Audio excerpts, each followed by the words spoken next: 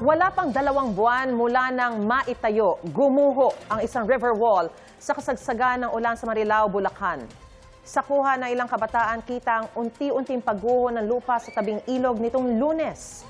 Kwento nila umaambo na lang na mangyari ang pagguho pero malakas daw ang ulan noong umaga. Sa kuha ng drone, kitang bumigay na pala ang semento ng river wall.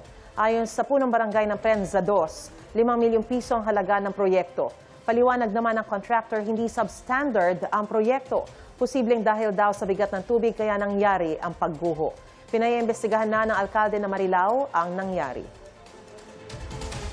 Hindi po siya substandard. Ang nangyari po dyan, sinunod po namin yung sa program of works, kung ano po yung mga nakadesign, kung ano po yung mga gamit na bakal, mga kapal po ng semento, sinunod po namin. Siguro po kaya po nangyari itong ganitong pagguho dahil po sa bigat po ng tubig. Kasi po pagka ang lupa nalagyan po ng tubig, bumibigat po ng todo. Landslide prone po ito. Sa laki ng project nito, dapat po national po ito. So sa kagustuhan po ng ating mahal na mayor na talagang delikado po yung lugar, agad niya po itong pinondohan. Aral na rin sa amin yun to improve our design.